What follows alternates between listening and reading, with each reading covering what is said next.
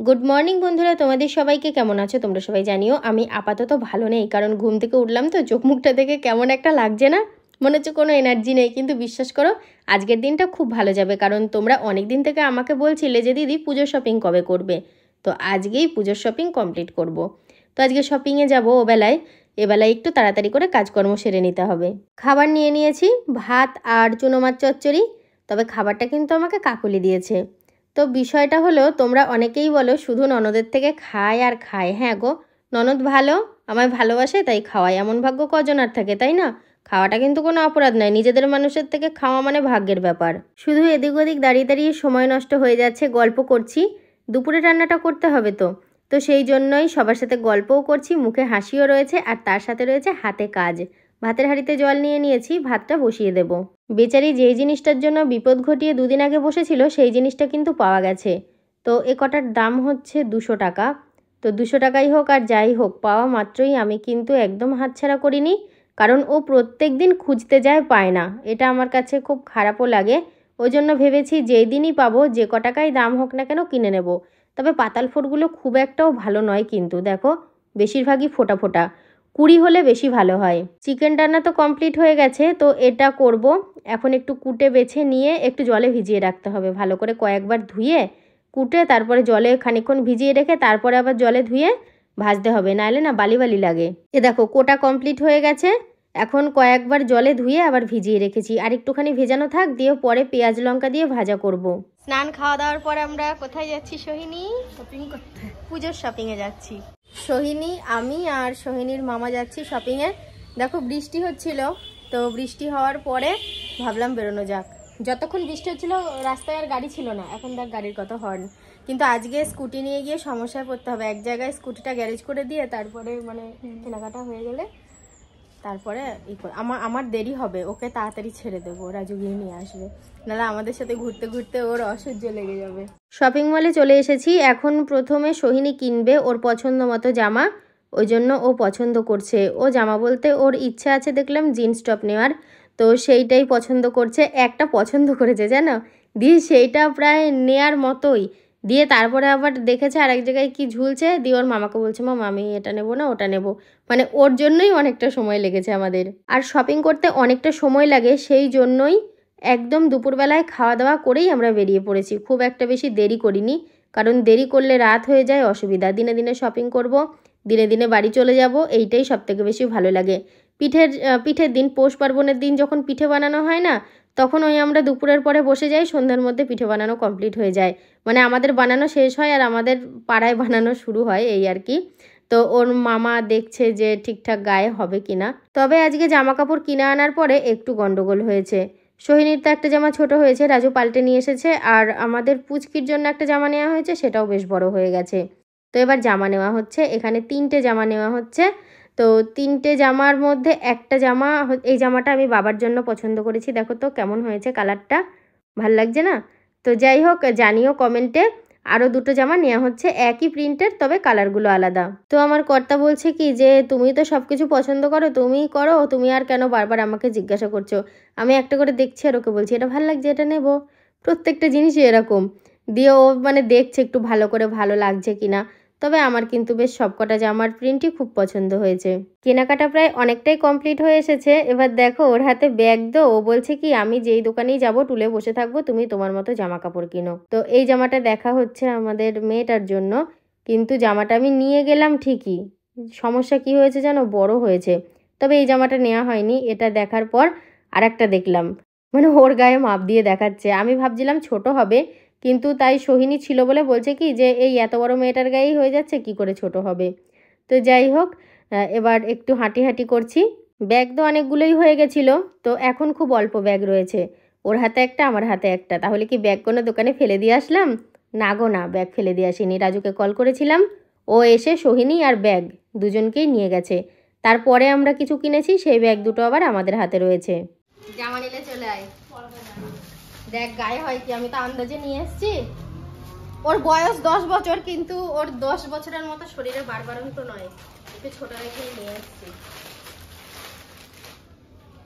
গায়ে হবে? বাড়ি যা, দিদাকে বলকা পরিয়ে দিতে, ঠিক আছে? যদি গায়ে হয় তাও বলবি, গায়ে যদি না হয় তাও বলবি। না হলে ফেরত নিয়ে আসবি যা। হ্যাঁ না হলে ফেরত নিয়ে আসবি, ঠিক আছে? গায়ে দে না দি দেখ। ওই দেখে কেটে দেখে খুলে দেখি। গায়ে আরে এটা দে। থেকে পট করে দে। না ফের ওই যে গায়ে মায়ের কাছে যা যা পরিয়ে দেখো তো। আমি একটু তোমাদেরকে দেখিয়ে দিই কি কি কিনলাম। এই যে এই 3টে শাড়ি, এই 2টো শাড়ি, জামা নিয়েছি। এটার মধ্যে রয়েছে 2টো জিন্স প্যান্ট, এটার মধ্যেও আছে একটা জামা। আচ্ছা এটা মেয়েটার গায়ে হবে বলে মনে হচ্ছে। প্যান্টটা কত? প্যান্টটা নিচে 1000 টাকার কাছে। আর এটা 900। 900। এটা জিন্স কাপড় মনে হচ্ছে না? ব্র্যান্ড। জামাটা তো ভালো জামাটা, তো নেবেই। আর গায়ে কি এটা ফিল্টারিং নেই। এগুলো কি গেঞ্জি?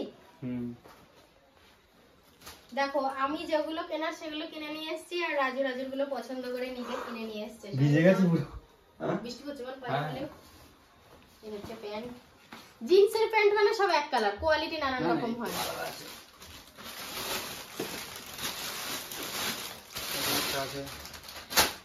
আমরা রাশে নেব, আমি আর আমার কর্তা এখনই বসে আলোচনা করছিলাম আমরা রাশে নেব।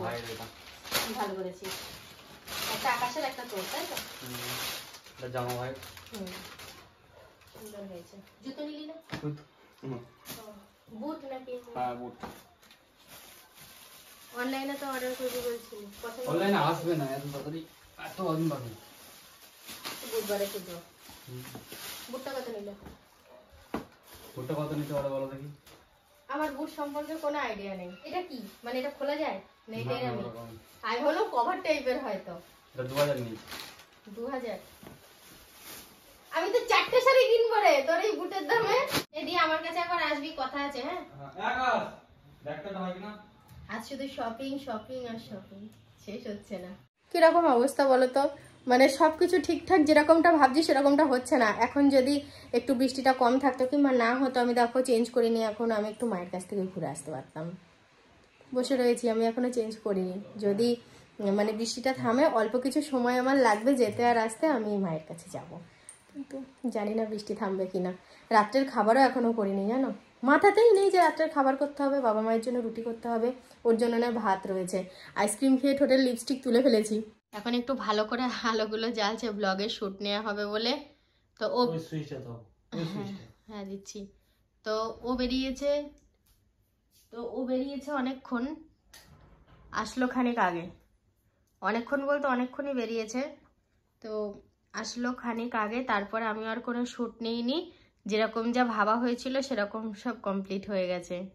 হয়নি যেমন যা ভেবেছিলাম এমনটা কিছুই হয়নি। কারণ হচ্ছে আমি প্যান্ট জামা খুললাম এখনই, ড্রেস হয়ে যে টাঙিয়ে রেখে দিয়েছি।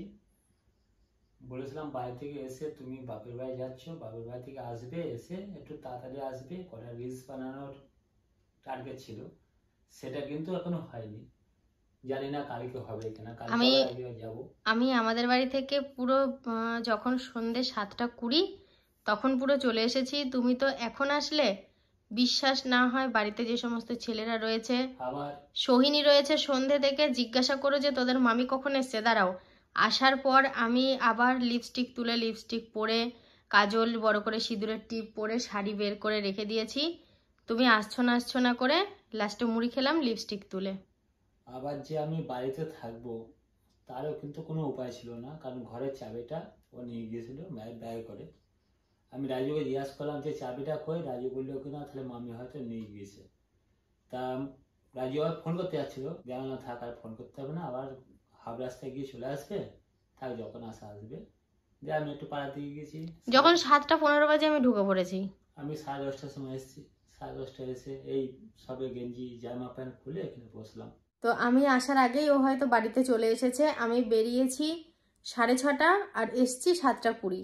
এই মানে 1 ঘন্টারও কম, 50 মিনিটের মধ্যে আমি বাড়িতে চলে এসেছি। তো ও আশা করেছিল আমি হয়তো তার আগে আসব।